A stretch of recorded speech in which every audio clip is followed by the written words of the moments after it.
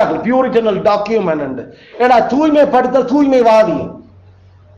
அத அந்த 16ஆம் நூற்றாண்டு 17ஆம் நூற்றாண்டுல எழும்பின அந்த தூய்மைவாதம் சரியாக கொண்டு போய் கொண்டிருந்தா ஜான் வெஸ்லி எல்லாம் அதுல அவற்றை அப்பா எல்லாம் அப்பவே தூய்மைப்படுத்தல் வாதத்துக்குள்ள சரியா வந்திருந்தா பிறகு ஒரு சேர்த்து தொடங்கி இருக்க வேண்டிய அவசியம் இல்லை.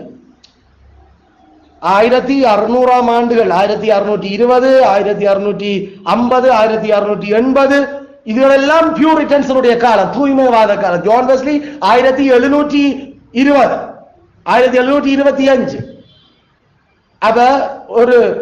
அப்ப அவட அப்பாக்கள் இப்ப என்ன செய்திருக்கிறீனா, அவ இன்னும் ஆங்கிலிக்கன் சர்ச்சில் இருந்திருக்கிறீனா. இங்க இவ்வளவு இங்கிலாந்துல இருந்தே நாட்டை விட்டு போட்டு கோதாரி இவங்களோட இந்த சேர்ச்சில் கிடந்தா நாமளும் பரிசுத்தமாகிறாது, இவங்க நாட்டையும் பரிசுத்தமாக்குறாங்க இல்ல, சேர்ச்சையும் பரிசுத்தமாக்க விடுறாங்க இல்லைன்னு விட்டுட்டு நாட்டை தாண்டி கடந்து போய்தான் அமெரிக்காவுக்கு போனவங்க. ஐயோ கோதாரி இந்த பரிசுத்தம் இல்லாத நாம வாழ தேவையில்லை. அப்ப பியூரிட்டன்ஸ் அதை செய்யக்கல ஜான் வெஸ்லியினுடைய அப்பாக்கள் எல்லாம் வாழ்ந்து கொண்டிருந்தவர். அப்ப அவங்க இவங்களோட கூட சேர்ந்து நாம பரிசுத்தம் தேவைன்னு போகையில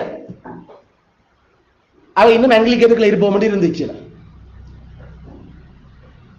அவ பியூரிட்டன்ஸ் அதை செய்யக்கலே அந்த மூவ்மெண்டோட அந்த இயக்கத்தோட இணைஞ்சு இவர்கள் போயிருந்தா ஜான் வெஸ்லி மெதடிசம் ஒன்று ஸ்தாபிக்க வேண்டிய தேவை இல்லை.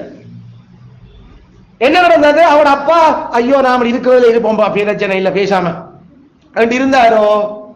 அடுத்த நூற்றாண்டுல ஒரு 50 20 30 40 வருஷத்துல இன்னும் தலைகீழா ஆங்கிலிக்கன் கவனிச்சது. அது இன்னும் படாத பாவங்கள் எல்லாம் அங்க பெருகிச்சது.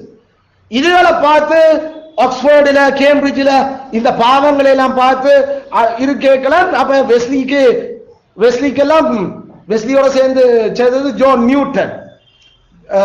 மற்றது யாரு, ஜான் நியூட்டன் இல்ல இன்னும் ஒரு ஆள் விட்ஃபீல்ட். தேங்க்யூ. ஜார்ஜ் விட்ஃபீல்டும் ஒரு ஆக்ஸ்போர்டியன். அப்ப ஜார்ஜ் விட்ஃபீல்டுடைய பிரசங்கங்களை கேட்டுதான் என்னடா நாமல் இவ்வளவு பரிசுத்தம் இல்லாத ஆங்கிலிக்கன் சொன்னா இந்த மனுஷன் வித்தியாசமான ஒரு பிரசங்கம் செய்து இவர் சூப்பரா இருக்கு என்று அவரோட தான் ஸ்டூடெண்டா இருக்கீங்களா அவரோட சேர்ந்து அப்ப விட்ஃபீல்ட் ஒரு பியூரிட்டன், அவங்க ஆங்கிலிக்கன்காரர் இல்ல. அப்ப இதால விட்ஃபீல்ட் எல்லாம் ஆக்ஸ்போர்ட் கேம்பிரிட்ஜ் மற்ற சுத்தவர் இருந்த இடங்கள்ல அந்த street breaching public open breaching இதுல என்ன இந்த ஆங்கிலிக்கனாக்கள் புல்பிட்டல் தர மாட்டாங்க பிரசங்கம் பண்றது. அப்படி செய்த ஆக்களை தானே நாக்கெல்லாம் பட்டுனவங்க பியூரிட்டன்ஸ். நாக்கெல்லாம் நீ நாக்கு இருந்தா தானே பிரசங்கம் பண்ணுவேன் அப்படியெல்லாம் செய்த கொடுமை துன்புறுத்தல் போனவழி தான் அவங்க நாட்டை விட்டு வெளியில போனவங்க. இதுகளோட கணக்கேலாம். அப்ப இந்த ஓப்பனிங் பிரீச்சிங் இதெல்லாம் கேட்டு அப்ப ஜான் வெஸ்லியும் அவரோட சேர்ந்து தானும் பிரயாணம் பண்ண தொடங்கி கேட்டு எல்லாம் சூப்பர். அப்ப அதுக்கு பிறகு ஜான் வெஸ்லியனுக்கு நல்ல தாளந்தம் இன்னும் இருந்தாரு, பிரசங்க தாளந்தம் மற்ற இதுக்குள்ள ஆவியில அனலும் ஒன்று இருந்தாரு பரிசுத்தமாகணும். அப்ப அந்த டைம்கள்ல அப்ப விட்ஃபீல்டோட சேர்ந்து ஜான் வெஸ்லியும் சேர்ந்து இப்ப இந்த ஓப்பன் ஏர் பிரீச்சிங் இதுகளுக்கு அவருக்கு சப்போர்ட் பண்ணி இவருக்கும் பிரீச்சிங்குக்கான அந்த டேலண்ட் தாளங்கள் இருக்கிறத விட்ஃபீல்ட் கட்ட அவரையும் சத்தியத்துக்களை கொடுத்து வளர்த்து அவரையும் பிரீச் பண்ணி எல்லாம் தொடங்கியாச்சு. விட்ஃபீல்டு ஒரு குறிப்பிட்ட கொஞ்சம் வருஷம் அமெரிக்காவுக்கு போக வேண்டியிருந்தது அங்க பிரசங்கம் செய்ய. அங்க பிரசங்கம் பண்ணி கொண்டு கேட்கலதான் மாஸ்டர் இங்க என்ன செய்துட்டார், யார் நம்ம ஜான் வெஸ்லியர். அவர் இன்னும் பியூரிட்டன்ஸனுடைய ஃபுல் டீடைல் ஒன்றும் தெரியாது. இப்ப ஜார்ஜ் விட்ஃபீல்ட் பிரசங்கிச்சதுகளும் சில ஆக்ஸ்போர்டில் இருந்த பியூரிட்டன்ஸனுடைய அந்த மூவ்மெண்ட்டையும் ஒரு அளவுக்கு அறிஞ்சு வச்சுக்கொண்டு அவர் ஆங்கிலிக்கனிசத்தையும் மிக்ஸ் பண்ணி அவர் சில பிரசங்கங்கள் செய்ய வலிக்கிட்டார் மனுஷன். ஜார்ஜ் விட்ஃபீல்ட் ஒரு 3-4 வருஷத்துக்கு பிறகு இங்க வேற எல்லாம் கடல் பிரியாணம் இதுகளும் தானே, நாம நினைச்ச நேரத்துக்கு 12 மணி பிரியாணம் இல்ல பிரசங்கங்களை பார்த்தா கோதாரி இதென்டா இந்த இப்படி பிரசங்கம் பண்றா என்றுட்டு ஐயா நீ என்ன இப்படி செய்யற பிரசங்கம், இது என்ன இது ஏன் என்ன ஐயோ இது நீ நாம இந்த பூமியில முழு பரிசுத்தமா இருக்கலாம் நீ பிரசங்கம் பண்ற அப்படி இல்லடா. பைபிள்ல எந்த பரிசுத்தவான் முழு பரிசுத்தவானா இந்த பூமியில வாழ்ந்த ஒரு காட்டேனாக்க ஆபிரகாமையா நோவாவையா தாவீதையா தானியேலையா யார காட்ட போற நீ எனக்கு நாங்கள் சாகும் வரைக்கும் ஒருத்தரும் பூரணமா பரிசுத்தமாக இயலாது. அதுல இந்த பிரசங்கம் பிழை இப்படி செய்கிறவர். அப்ப விட்ஃபீல்டுடைய பிரசங்கத்துக்கு இருந்து வளர்ந்த கொஞ்சம் பேர் அப்பவே ஜான் வெஸ்லி இப்படி பிரசங்கம் பண்ணீங்களா அவருக்கு சொன்னோம், ஐயா இது பிழை, இது சம்திங் ராங், இங்க நீங்கள் இன்னும் வேற மாதிரி போகுது இந்த விஷயம். அப்ப வந்து ஜார்ஜ் விட்ஃபீல்ட் சேர்ந்தோன்னா அவங்களுக்கு தான் இந்த கம்ப்ளைண்ட், இப்படி பிரசங்கம் நாங்கள் ரெக்கார்ட் பண்ணி எல்லாம் வச்சிருக்கிறோம் என்று சொல்லி. ஏன்னா அப்ப பிரசங்கம் எழுத்துல இருந்தது, எல்லாம் எழுத்துல போட்டுதான் பிரசங்கம் பண்றோம். அப்ப அதை பார்த்தா அந்த ப்ரூஃப் பார்த்தா இதான் பிரசங்கம் பண்ணுங்க. சரி, ஐயோ நான் இவருக்கு அழகுறையா படிப்பிச்சுதான் பிழை என்றுட்டு இது ஏற்கனவே ஜேக்கபஸ் ஆர்மீனியஸ் செய்த பிரசங்கங்கள் இங்க ஓடிக்கொண்டிருக்கு. ஜேக்கபஸ் ஆர்மீனியஸ் அது வந்து 1600ஆம் ஆண்டு 1500 சொச்சங்கள், அதாவது ரிஃபார்மர்ஸ் இருக்கிற காலத்துல பிரசங்கங்கள்ல புலவட்டியார். அது ஜான் கல்வினுடைய அந்த சீஷன் அவருடைய ஸ்டூடெண்ட் இல்ல ஜான் கல்வினுடைய பீசாவினுடைய ஸ்டூடெண்ட் தான் ஜேக்கபஸ் ஆர்மீனியஸ். ஜேக்கப் அப்ப நம்ம ஜேக்கப் ஆர்மீனியஸ் வந்து நல்ல சூப்பரான ஒரு இது இருக்கும் வரைக்கும் நல்லா தான் படிப்பிச்சான் மனுஷன். யார் இருக்கும் வரைக்கும், தன் குரு இருக்கும் வரைக்கும், பீசா இருக்கும் வரைக்கும் நல்ல ப்ரொஃபசர், நல்ல இது பைபிள் அந்த மாதிரி. ஆனா பீசாக்கு செத்தா பிறகு மனுஷன் தான் ஒரு புதுசா கொஞ்சம் சேர்க்க வலிக்கிடு கலப்பட. அது பெலேஜியஸ் சொன்னது கிமு 4ஆம் நூற்றாண்டுல ஆகஸ்டினோட விரச்சனப்பட்டியாக்கள். அப்ப அவங்க நல்லா வைடர் ரீடர்ஸ், நல்லா படிக்க லிட்ரேச்சர்ஸ், அந்த மொழி தெரிஞ்சபடியெல்லாம் லத்தீன் என்ன அது என்ன. அப்ப அவங்க ஏன் இதே கொஞ்சம் சேர்த்தா கொஞ்சம் ஓகே இருக்கும் போல இருக்குன்னு சேர்த்து விட்டாங்களோ பிழைச்சு போச்சு. அப்ப அதே மாதிரி இப்ப ஜார்ஜ் விட்ஃபீல்டுடைய அந்த கேப்புக்குள்ள நம்மட மாஸ்டரும் பெரும் படிப்பாளி ஆக்ஸ்போர்டுல அவர் இதுல படிச்சுட்டு கொஞ்சம் அதுகளையும் சேர்த்து விட்டாரா, அங்க தடம் புரண்டிச்சுது. அப்ப ஜார்ஜ் விட்ஃபீல்ட் வந்து கேட்டு கூப்பிட்டு மீட்டிங் வச்சு, ஐயா இது இப்படி இல்லாம இது படு, இது பிழை, இது சுவிசேஷத்துக்கு எதிரான பிரசங்கங்கள் செய்திருக்கிறீங்க என்றா மனுஷனை ஏற்றுக்கொள்ள George Wesley. George Wesley then I separate my self என்றான் மனுஷன். அட பாவியா இது இப்படியா, இதா சரி ஓகே அப்படின்னா சரி, இப்படி இது சுவிசேஷம்ல இப்படி நாம செய்ய இயலாது, நீங்கள் திருந்தோணும். அவர் என்ன ஜான் வெஸ்லியினுடைய விஷயம் முக்கியமா என்ன, பெர்ஃபெக்ட் sanctification, sinless sanctification, பாவமே இல்லாத பரிசுத்தம் இந்த பூமியில இன்றைக்கு வாழலாம். அப்ப ஜார்ஜ் விட்ஃபீல்ட் நீர் உண்மையில மனசார சொல்றீரோ நீர் பூரண பரிசுத்தத்தில் இருக்கிற ஒரு பாவம் செய்யாம அவர் அமைதியா இருக்கிறார். ஆனா விதண்டாவாதம் பண்றார். இல்ல அது இருக்கலாம், இருக்க முடியும், பைபிள் காட்டுது என்றதுக்கு உதாரணத்துக்கு என்ன நாம சில வழியில பயன்படுத்துற நோவா தன் நாட்கள் இருந்தவர்களுக்குள்ளே தேவனுக்கு முன்பாக நீதிமானாயிருந்தார், அல்லது ஜோபு நீதிமானாயிருந்தார், அல்லது நம்ம ஆசாரிய சகரியாவும் எலிசபெத்தும் அவர்கள் தேவனுடைய சகல கற்பனையின்படி செய்து வாழ்ந்தார்கள். இப்படியான இந்த வசனங்களை வச்சுக்கொண்டு அந்த மனுஷன் நச்சித்து அவங்களெல்லாம் பாவமே செய்யாம வாழ்ந்தவங்கள் உண்டு. நோ நோ நோ நோ எங்களுக்கு தெரியும் படிவா எல்லாரும் இந்த உலகத்தில் இருக்கும் வரைக்கும் பாவிகள். இவ்வளவு மீட்பு கொடுத்த பிறகும் நோவாட பாவம் உங்களுக்கு வெளிப்பட்டது தெரியாது. எங்களுக்கு ஜோபுட பாவம் காட்டப்படுகிறது. எங்களுக்கு தெரியும் பிள்ளை உனக்கு தரப்பொருள்னு சொன்ன உடனே சகரிகால பாவம் என்னண்டு. அதனால யூ டம் நீ வாய் பேசாம போறா, நீயும் ஒரு ஆள் நான் நினைச்சிருந்த ஆண்டவர் அவரை ஊமையாக்கி விட்டார். அப்ப இதெல்லாம் என்னத்தால, பாவத்தால. சகரியாவுடைய பாவம் தான் ஊமையை கொண்டு வந்தது அவனுக்கு. ஏடா அவிசுவாசம், கடவுள் சொன்னதை நம்ப மறுத்தது. அயல விட்ஃபீல்ட் இதெல்லாம் எடுத்து காணோ அவங்கள பரிசுத்தவான் நீதிமான் என்று காட்டுறது இருந்தே ஆக்களுக்குள்ள நீதிமானையோடைய கடவுளுக்கு முன்னால பெர்ஃபெக்டான ஆக்கள் இல்லையடாப்பா. அப்படி இருந்தா அவங்களுக்கு ஏன் ஊமை, ஏன் அவனுக்கு ஜோபுக்கு இப்படி பிரச்சனை, பிறகு இப்படி பிரச்சனை இல்லை. அவன் சபிச்சது ஆண்டவர் கதை கேட்கல, ஐயோ நான் பைத்தியம் மாதிரி கதைச்சிட்டேன் என்ன மெனிமெண்ட், ஏன் அவர் தன் பாவத்தை ஒத்துக்கொண்டது, நோரவம் ஓப்பனா தெரியுது, முறிச்சு கொண்டு படுத்து கிடந்தது, இதெல்லாம் பரிசுத்தவான் செய்கிற வேலையோ. அதனால இந்த உலகத்துல ஒருவனும் பூரண பரிசுத்தத்துல இல்ல, கடவுளுக்கு முன்னால பூரணமா ஒருவரும் இல்ல. மற்ற மனுஷர்களுக்குள்ள இருந்தவங்களுக்குள்ள நோவா மட்டும்தான் திறமையானால் கற்பனைகள்ல எல்லா கற்பனையும் ஏதோ ஒரு விதத்துல தேவனுக்கு பயந்து கை கொள்றதுக்கு முயன்றையால், அதனால அவனை மட்டும் கடவுள் காப்பாற்றினார். அதனுடைய அர்த்தம் அவர் பெர்ஃபெக்ட் சின்லெஸ் மேன் இல்ல, he is still sinful. காட்டுறார் 1.5 வருஷத்துக்கு அப்புறம் அடுத்த பாவம் என்ன செய்கிறாரு, மழை பெஞ்சு எல்லாம் பத்தி திராட்ட தோட்டம் வளர்த்து அதுக்கு ஒரு 2-3-4 மாசத்தை கொடுத்தோம்னா அடுத்த பாவம் படியில வந்துச்சு.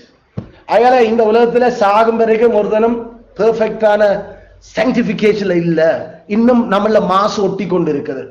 ஆனா விட்ஃபீல்ட் சொன்ன கதை மனுஷங்க, அவர் விட்ஃபீல்டுக்கே படிப்பிக்க படிக்கிற.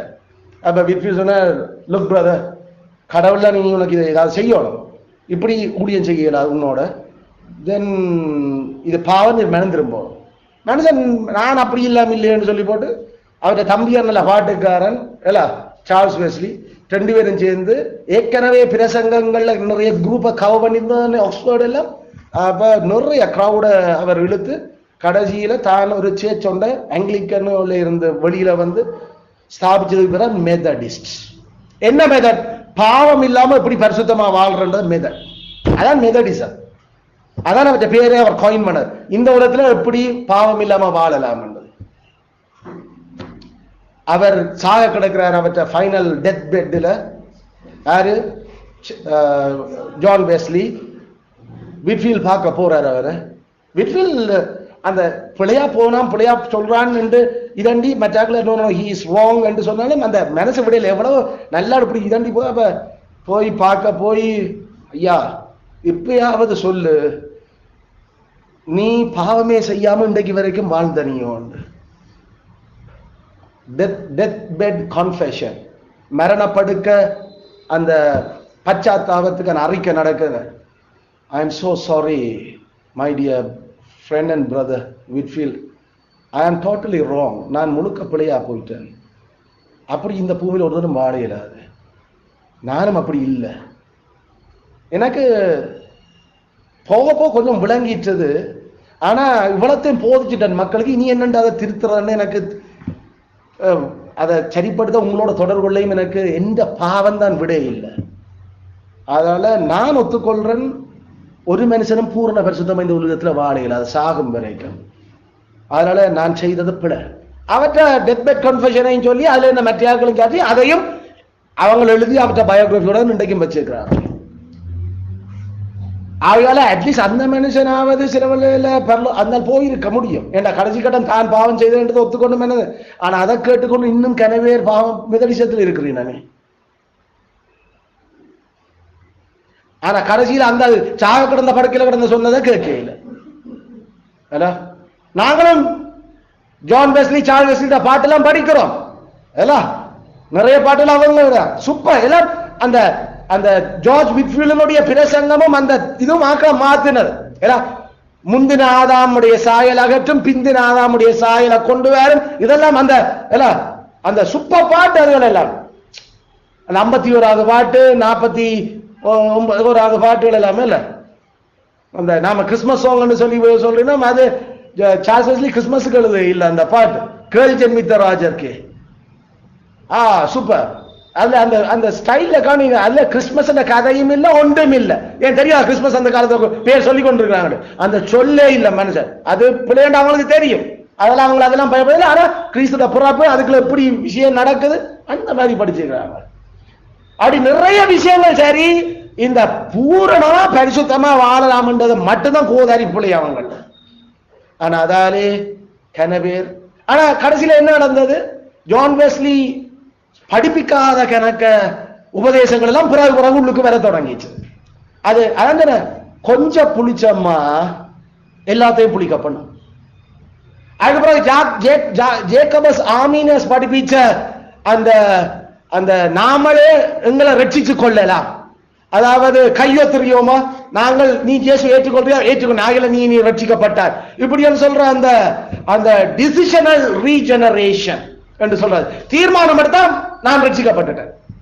அந்த கோட்பாடுகள் எல்லாம் பிறகு மெத்தடிசத்துக்குள்ள ஊடுருவினது. அதுகள் அவங்களுக்கு எல்லாம் பெரிதா வைக்கப்பட்டது. அதுக்கு பிறகு மெத்தடிஸ்ட்ல இருக்கிற கேன பிரீச்சர்ஸ் கையெழுத்து முன்னுக்கு ஐல்ஸுக்கு வா, பரிபீடத்துக்கு முன்னால வாருங்கள், இயேசுவை ஏற்றுக்கொண்டு முன்னுக்கு வாருங்கள் என்று அந்த ஆக்களுக்குள்ள ஒரு விதமான உணர்ச்சி விஷயங்களால ஆக்களை கிறிஸ்தவராக்க முற்பட்ட. உண்மையில ஜான் வெஸ்லி செத்தாப்புறான் இந்த ஆல்டர் கால், அதாவது முன்னுக்கு வந்து கடவுள்கிட்ட ஒப்பு கொடுக்கிற இந்த விசர்கூத்துகள் எல்லாம் சேர்ச்சில் தொடங்கினது. அது யாரு வழி வச்சது? ஜான் வெஸ்லியினுடைய போதனை. பூரண பரிசுத்தமா இருக்கலாம். அதனால நாம சரியான கவனமா இருக்கணும். பரிசுத்தமாகுதல் இந்த வாழ்க்கையினுடைய சாவு வரைக்கும் நமக்கு தொடருது. அதுக்காக நாங்கள் பாவத்திலே குடிச்சு கொண்டு இருக்கிறோம் என்ற அர்த்தம் இல்லை. நாங்கள் லேசில பாவம் செய்கிறது இல்லை, செய்ய மாட்டோம், அதை வெறுக்கிறோம். ஆனாலும் எங்களுக்குள்ள இருக்கிற அந்த அழுகல் நிலை சில வேளையில ஒரு போராட்டமா எங்கள்ல தொடங்குது. அது போராடி மேற்கொள்ளுது. அதனால எங்களோட முற்பிதாக்கள் இட்ஸ் a real war. அது ஒரு பெரும் சண்டை. 13வது அத்தியாயத்துல அவங்க எழுதுறாங்க. 13வது அத்தியாயத்துல 2வது பேராகிராஃபில் இந்த பரிசுத்தமாகுதல் முழு மனிதனிலும் இடம்பெற்றாலும் இந்த உலக வாழ்க்கையில பூரணம் அற்றது. ஒவ்வொரு பாகங்களிலும் இன்னும் மீதியான கெடுதல் வாசம் செய்வதால் அதிலிருந்து ஒரு கண்டினியூஸ் அண்ட் irreconcilable war, தொடர்ச்சியான இணக்க முடியாத, இணக்கை சமரசம் பேச முடியாத ஒரு போர் எழும்பிக் கொண்டிருக்குது. ஆவிக்கு எதிராக மாம்சம், மாம்சத்துக்கு ஆவி, அந்த போரை செய்து கொண்டிருக்குது. 3வது பேராகிராஃப் தொடக்கம், இந்த போரில், இன் திஸ் war, உண்மையில அது ஒரு பெரிய சண்டை, நமக்குள்ள ஒரு பெரிய சண்டை நடந்து கொண்டிருக்குது. அது இந்த பரிசுத்தமாகுதலுக்காகத்தான், குமாரன் சாயலுக்கு ஒப்பாக எங்களை ஆக்குறதுக்கு தான். நீதிமானாளுக்கு மகவேட்புக்கும் சண்டை இல்லை. ஆனா பரிசுத்தமாகுதல்ல நாமல் அடிபடுற பெரிய அடிபாடு. அது ஒரு நாளும் பாவம் அதுக்கு சமாதான பேச்சுக்கு வராது, ஆவியும் சமாதான பேச்சுக்கு போக இயலாது. சமரசம் பெய்யோம்டா எண்ணத்துல வச்சு சமரசம் செய்கிறது, கடவுளுடைய பரிசுத்தல சமரசம் செய்ய. ஆனா பாவம் சரி வராது, அது குழப்பம் நடுக. அப்ப தொடர்ச்சியான இணக்க முடிய, சமரசம் செய்ய முடியாத ஒரு பெரிய போர் நமக்குள்ள சாகும் வரைக்கும் இருக்குது. அந்த போராட்டத்துல நாங்கள் கிறிஸ்துடைய பலத்தில பரிசுத்த ஆவியானவருடைய உதவியோட, அவற்ற வார்த்தை, அவருடைய சக்ரமெண்ட்ஸ், அவர் எங்களுக்கு தந்திருக்கிற பராமரிப்பின் துன்பங்களின் ஊடாக நாமல் பரிசுத்தத்தில் வளர்ந்து கொண்டிருக்கிறோம். அதனால ஐயோ வாழ்க்கையில சரியான கஷ்டமா கிடக்கு, கரைச்சலா கிடக்குது என்று நாம நினைக்கல ஜோசிக்கணும். கடவுள் நம்மளை பரிசுத்தமாக்குறது தான் அதை சேர்ந்து கொண்டிருக்கிறேன். ஏண்டா அஃபிலியேஷன்ஸ், உபத்திரவங்கள் பரிசுத்தமாக்குதலுக்கான ஆண்டவற்ற கருவி, அதுதான் எழுதியிருக்காங்க. அதனால இந்த 3வது பேராகிராஃப்ல இந்த கெடுதல் ஒரு கட்டத்தில் மேலோங்கி இருந்தாலும் பரிசுத்த